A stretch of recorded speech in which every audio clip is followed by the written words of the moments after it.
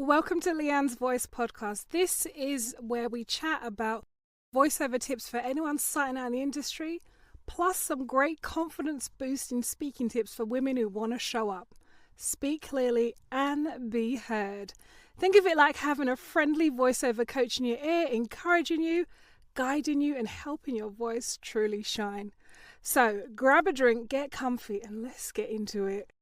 5 common mistakes new voiceover artists make. All right, my loves, welcome everyone. I'm always excited that you joined me today. So I'm going to pull up a chair, grab your juice, your matcha tea and your chai tea latte or your coffee, whatever you've got, your juice.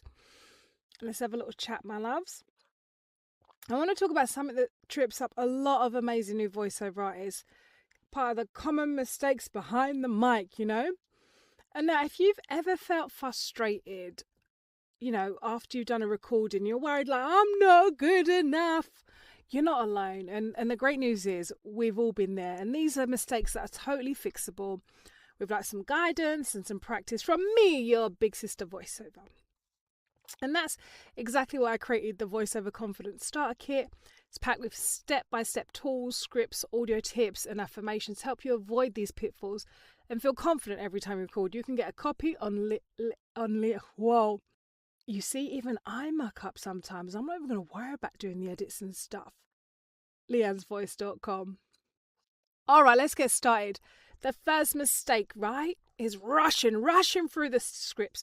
Are you a Formula One driver? Are you at Monaco? Why are you reading it so fast? You got to get somewhere quickly. Do you get paid for speed? Are you Usain Bolt on the script? No, come on, love. Come on, slow it down. Enjoy the language. Because many beginners speed through their lines because they're nervous or they're excited, and the result? Words get swallowed, pacing feels off, and the listener struggles to follow, and the key emphasis that you're supposed to be teaching is just gone. So a quick little tip, my friends, is slow down, pause. You see how I did that just then? Let the words breathe. And my confidence Kickstarter includes script templates and mini exercises that are going to help you find the right pace and natural rhythm so you sound polished when you get on the mic, okay? Now, another mistake that happens is that monotone delivery. Are you a robot from 1982? A lot of beginners forget to variate the pitch. Variety is the spice of life. Who's going to get a plate just full of chips? I mean, I do love chips, but you need some chips, you need some kebab, you need some salad, you need some sausage. You need the variety in life. If you need that even when you're eating, well, I do. You need that even when speaking and people listen. You got to variate your pitch, tone, and emphasis. Everything sounds flat. The key's all wrong. And that's even it might be sounding like I'm talking about singing, but I'm not. Talking about using your voice. Think of your recording as a conversation. You're not a robot reading a script. You're human, transferring the meaning of words into someone else's ears and making it fun and engaging. So that's what I really want you to really understand and take from this. Don't be a monotone. You're not a robot. You're not Tin Man. You're not a robot. Okay, and another one is poor microphone technique. Now, when you can have a few different problems, there's a number of ways of solving them. You can be too far away. I'm not that far away, but you can be too far away. Or you can be too close and you're getting all the buh and the purrs. Whenever I do my speak, I kind of talk a little bit off mic. It's right near me, but I'm not necessarily speaking into it like, I'm like a singer and all that. Or, I don't do it like that. It depends on how you want to use your mic. I respect my ting, so I speak slightly off mic, so I'm not there trying to constantly think, oh no, listen to that buh and the purr. You can sometimes have inconsistent distances from the mic, making the recordings sound amateur. So sometimes you sound really clear and close, then you sound really far away. And it's like, oh, what's going on? You need to learn the right mic distance and posture and setup, and that makes a huge difference. And when you set it up, I know it depends on where you're recording, whether you're having a movable space, you probably need to write down, like on your software, what are the recording levels that you keep, or like if you have your mic at a certain angle, position, and the soundproofing that you use, take a photo of it. So next time you have to keep replicating it, it's always going to be almost the same. Nothing's going to be exactly the same if you keep moving stuff around. but that can also have a difference on how do you sound. So practice helps you improve better mic technique. Another one, all right? You might think, yeah, just get up on the mic and talk. Do not ignore your mic, not your mic health. Do not ignore your vocal health. Now, even recently, when you go on the train and you know someone has got the lurgies and you try as hard as possible not to be near them when they sneeze and all that and cough, and you don't want to be bad because sometimes people got allergies. But the other weekend I went out, me and my sister, and I just felt like as soon as we went to an event after, sorry, this is just a little bit off of the tips. We went to an event after, we got off the train, went to an event, clothes swapping, she loves it. And then I felt, when you feel like your throat's scratching, just at the back. You haven't got runny eyes, runny nose or eyes and all that. You just feel like the back of your throat is scratching a little bit. I said, you know what? I knew someone was sick on the train. It was too hot, too packed for someone not to be here with the lurgies, then be willing to share it out. If you want to share out something, share out money. Don't be sharing out the lurgies. Because some of us got to, make some shmoney with our voice. So let me get back on script. Do not ignore your vocal health, okay? So don't skip your warm-ups. Do your scales, do your do-re-mis, whatever it is you do. Hum, warm up. Don't shout.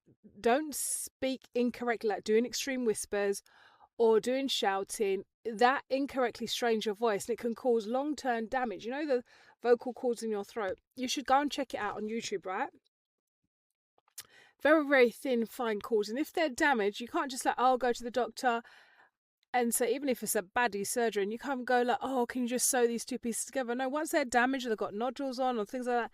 There are some treatments, but you're better off going down the road of prevention, rather than cure. Let me tell as well, a few moments of vocal care before recording, particularly if you need to record for a long time, if you're going to do a 30-second read or whatever, like the breathing and the lip drills and all that type of stuff, do it because it does help you to warm up your voice. You're not going to just run to the gym and go and bang 350 kilos on the leg press. Who would do it? I mean, if you do, you're crazy. You'd warm up first, do a little bit of warm up, walk on the treadmill or something. You're not going to just go there and just yeah, I know I can do it. Yes, you can do the voiceover, but first of all, your voice needs to be told, we are about to go down and do some business here. Get ready. So I just want to tell you, respect your vocal cords. Respect it. It's your money maker at the end of the day. And you need to warm it up so that it can perform and deliver for you always. Another mistake, I think I'm on number 5 now, yeah? Lack of confidence. Now, you could be confident in all these different areas, but when it comes to this bit of jumping behind the mic, doing your voice, it all just leaves out the studio door. Even if your voice is amazing, your nerves can make you stumble or second guess yourself. You've got practice mindset exercises and affirmations. It's a game changer for me. I love to pray, and I know that God has given me gifts and talents that He wants me to share with the world. So I'm going to do this. Might sometimes have some negative thoughts I don't know if I can get this job, or I don't know if that recording was that great. Even like this, and I'm here, I'm talking, I'm like, I kind of went off a bit script, but I'm like, you know what? I'm here to give you some gems and bars that I feel that are going to help you. And so I just really want to encourage you. You need to believe in yourself. Believe that you've got gifts and talents to share with the world. I 110% do. Honestly, I do. And that's why I think, yep, I'm going to get up on the mic and record and share what I think helps me, and I know and hope and trust and believe it helps you too. Yeah, so work on your confidence so you no longer have a lack, you've got loads of it, okay? And if you're thinking I wish I had a roadmap for all this voiceover stuff, you do. You've got my voiceover confidence Kickstarter, and it really is that roadmap. It's a step-by-step guide for beginners to avoid mistakes in voiceover, sound polish, and feel confident behind the mic. You can get a copy on my website, leighannesvoice.com.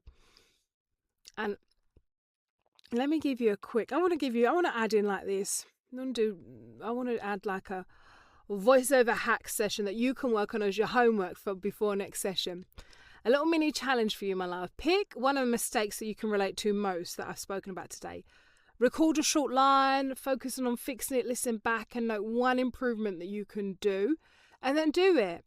And then even small changes, just doing a small change can make a huge difference. Little by little, You look back, it makes a big impact, and doing this consistently will skyrocket your confidence, the way you speak, and booking work. I know that for sure. I can't guarantee you, results may vary, but if you do the tips I'm telling you, you're going to make yourself more marketable. So today we covered 5 most common mistakes: rushing, monotone delivery, poor mic technique, ignoring your vocal health, and a lack of confidence. If you're ready to avoid these pitfalls, like I said, go onto my website, leighannesvoice.com. Get yourself a copy of the Voiceover Confidence Kickstart kit. Stop kicking yourself and not getting it, If you want to sound polished, professional, and ready to book the jobs you deserve, go ahead, my dear. Click. All right, so that's all right. That's enough for today. I mean, I could talk for more, obviously, of course. But I think that's enough for today. My loves, keep practicing. Celebrate the wins, even tiny ones. Let me know. Some of you are a bit quiet. You like to have a listen, but you don't come and tell your voiceover sister how it's going on. So hit me up on wherever you find yourself. TikTok, Instagram, Facebook. I'm all over the gaff. Let me know. I love to hear how great you're doing. And I am going to catch you next time, my love. That's it for today's episode of Leighanne's Voice Podcast. If you enjoyed this chat and found it helpful, make sure you follow the podcast so you never miss an episode. And if you know a woman who's starting her voiceover journey or wants to speak with more confidence, share this episode with her too. Remember, your voice is powerful, your message matters, and the world needs to hear it. Keep practicing, keep showing up, and I'll see you in the next episode of Leighanne's Voice.